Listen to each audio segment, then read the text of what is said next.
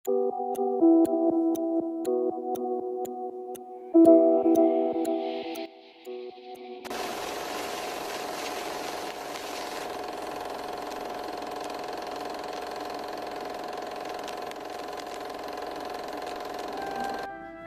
Indonesia pada masa Orde Baru.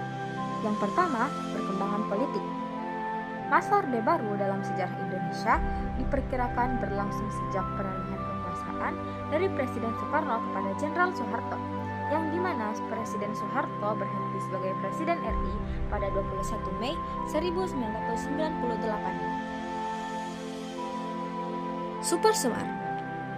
Saat berlangsung sidang paripurna kabinet, Presiden Soekarno meninggalkan sidang dan pergi ke Bogor karena ada berita bahwa di sekitar Istana Merdeka terdapat pasukan yang tak dikenal. Setelah sidang berakhir, 3 perwira tinggi Angkatan Darat menemui Menpangat Majen Soeharto. Mereka melaporkan hasil sidang kabinet kepada Majen Soeharto yang sedang sakit. Mereka sekaligus meminta izin bertemu Presiden Soekarno. Pertemuan itu akhirnya menghasilkan surat perintah kepada Menpangat Majen Soeharto. Isi surat tersebut adalah perintah kepada Majen Soeharto atas nama Presiden agar mengambil langkah yang diperlukan guna memulihkan keamanan dan kewibawaan pemerintah. Surat perintah tersebut tertanggal 11 Maret 1966, sehingga disebut Surat Perintah 11 Maret atau Super Semar. Dengan adanya Super Semar membuat Soeharto memiliki kuasa untuk mengambil tindakan pemulihan keamanan. Tindakan yang dilakukan Soeharto adalah sebagai berikut. Yang pertama, membubarkan PKI serta ormas-ormasnya. Yang kedua, menurunkan para menteri yang dinilai terlibat gerakan tersebut. Yang ketiga, menunjuk beberapa menteri ad interim untuk mengisi kekosongan jabatan. Yang keempat, membersihkan sejumlah lembaga negara dari unsur-unsur kelompok G30S PKI. Tindakan-tindakan yang ditempuh Soeharto itu berhasil memenuhi tuntutan masyarakat yang terdapat dalam tritura, terutama hal pembubaran PKI, yang dimana isi tritura sebagai berikut. Yang pertama, membubarkan PKI. Yang kedua, turunkan harga. Dan yang ketiga, recall kabinet 100 menteri. Pengangkatan Soeharto. Dalam demokrasi terpimpin, MPRS ditempatkan di bawah Presiden. Hal ini jelas menyalahi konstitusi, yakni UUD NRI tahun 1945.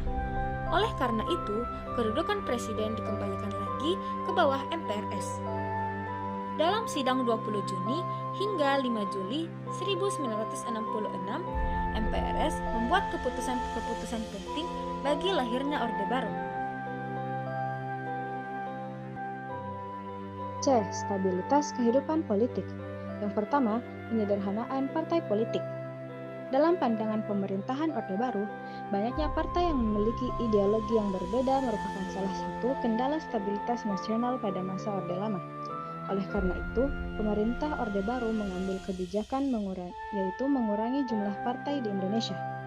Pemerintah Orde Baru tidak membubarkan partai-partai tersebut, tetapi menggabungkannya atau fusi menjadi satu partai.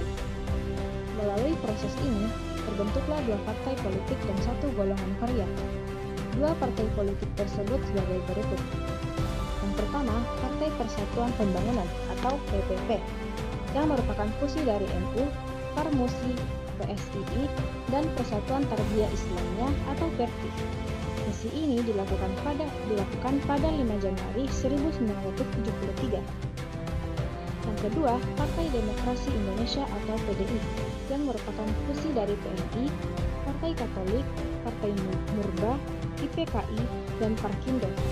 Fusi ini dilakukan pada 11 Januari 1973. D. Kebijakan luar negeri. Pada Orde Baru, kebijakan luar negeri Indonesia tetap kepada kebijakan bebas dan aktif. Sejumlah kebijakan yang dilakukan antara lain sebagai berikut. Yang pertama, Indonesia kembali masuk menjadi anggota PBB setelah sempat keluar pada Januari 1965. Yang kedua, melakukan perdamaian dengan Malaysia yang sempat mengalami ketegangan pada tahun 1963. Yang ketiga, turut membentuk ASEAN atau Association of Southeast Asian Nations, organisasi negara Asia Tenggara pada 8 Agustus 1967. Dan yang keempat atau yang terakhir, menjadi anggota Asia Pacific Economic Cooperation atau APEC, Forum Kerja Sama Ekonomi Negara-Negara di Kawasan Asia dan Pasifik. APEC terbentuk pada tahun 1989. Yang kedua, perkembangan ekonomi. Perkembangan ekonomi terbagi menjadi dua, yaitu program jangka pendek dan jangka panjang. Yang pertama, program jangka pendek. Pada awal masa pemerintahan Soeharto dihadapkan oleh utang yang mencapai 2,3 miliar dolar Amerika. Soeharto mencanangkan berbagai kebijakan ekonomi dalam dan luar negeri untuk menanggulanginya. Kebijakan perekonomian dalam negeri yang dirancang oleh Soeharto antara lain: yang pertama, mengeluarkan beberapa peraturan pada 3 Oktober 1966, antara lain menerapkan anggaran belanja berimbang atau balance budget. Yang kedua, mengeluarkan peraturan 28 Mei 1967 untuk menstimulasi para pengusaha. Pemerintah menyerahkan sebagian hasil ekspor dan penjualan kepada pengusaha. Tujuannya agar perekonomian berkembang. Yang ketiga, menerapkan Undang-Undang Nomor 1 Tahun 1967 tentang penanaman modal asing atau PMDA. Yang keempat, menerapkan Undang-Undang Nomor 6 Tahun 1968 tentang penanaman modal dalam negeri PMDN. Undang-undang ini bertujuan mendorong lebih banyak investasi baru dari investor domestik.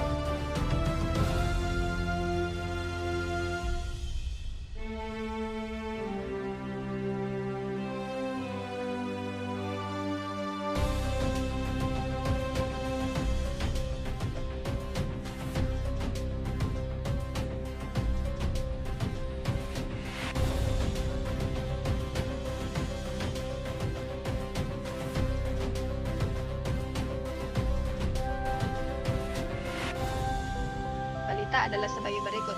1. Balita 1.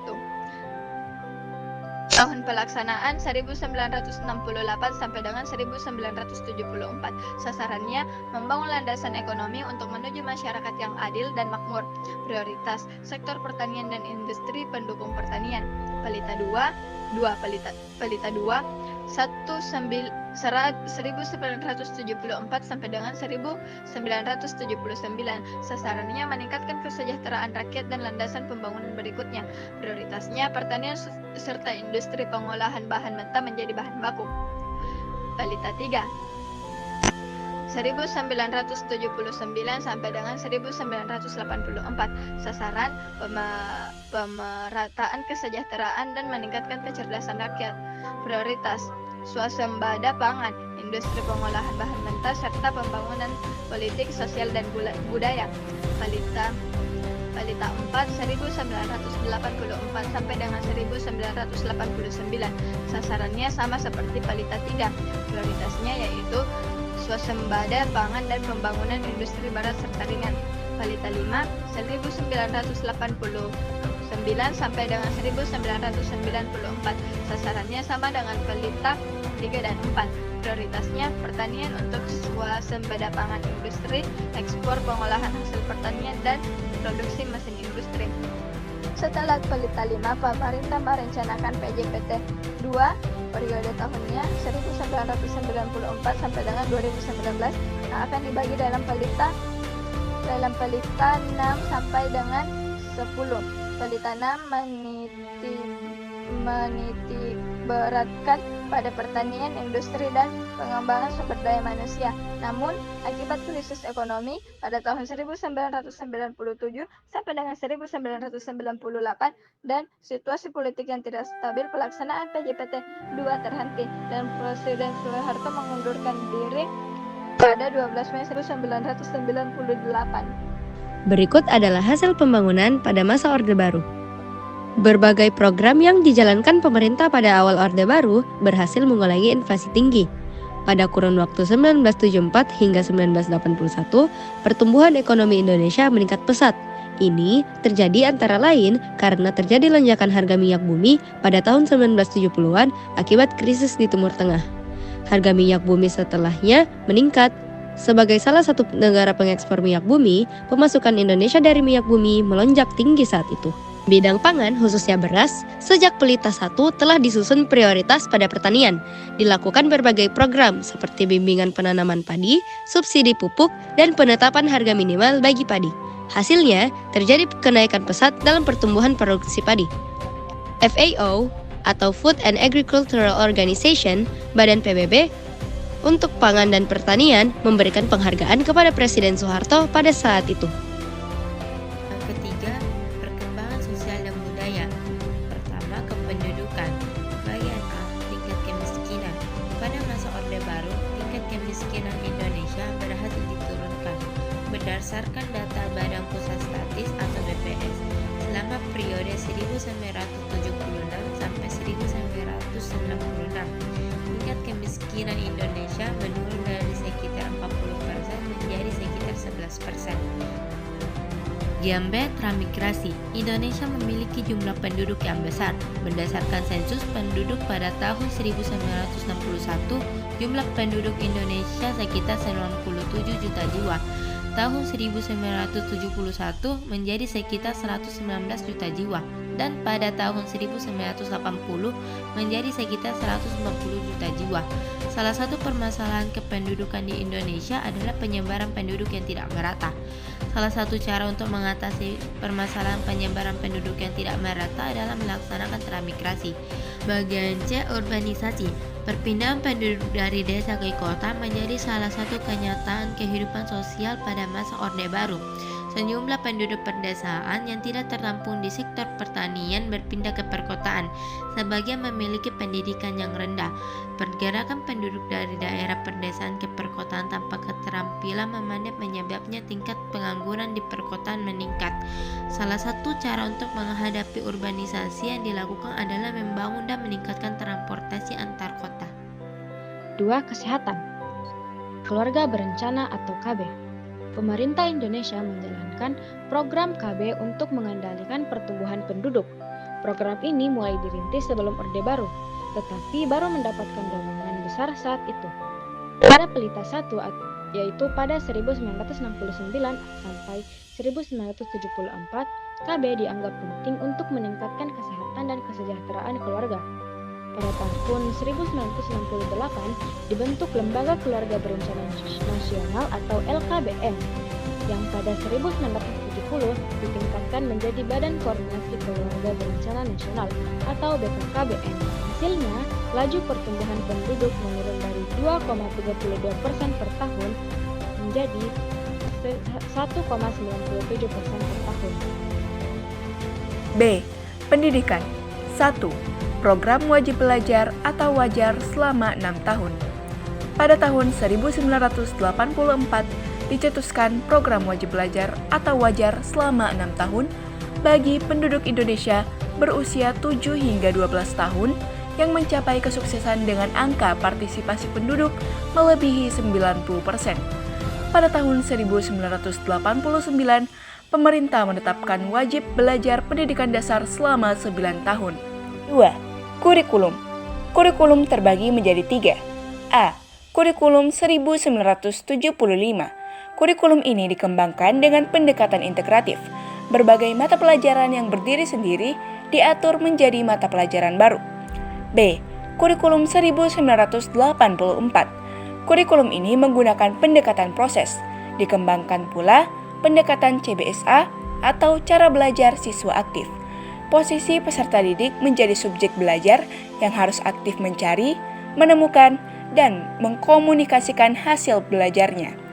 C. Kurikulum 1994. Kurikulum ini dilaksanakan sesuai Undang-Undang Nomor 2 Tahun 1989 tentang Sistem Pendidikan Nasional, juga mengubah sistem pembagian waktu belajar. Yang ketiga, kebudayaan. Dari segi sastra, H.P. Jassin menyatakan kebangkitan sebuah generasi sastrawan yang disebutnya Angkatan 66 dalam artikelnya di majalah Horizon terbitan Agustus 1966. Pada November 1968 diresmikan sebuah pusat kompleks pusat kesenian bernama Taman Ismail Marzuki atau TIM di Jakarta. TIM kemudian menjadi salah satu pusat kesenian penting bagi seniman seluruh Indonesia. Di TIM berlangsung berbagai diskusi, simposium maupun pentas kesenian. One is the loneliest number that you'll ever do.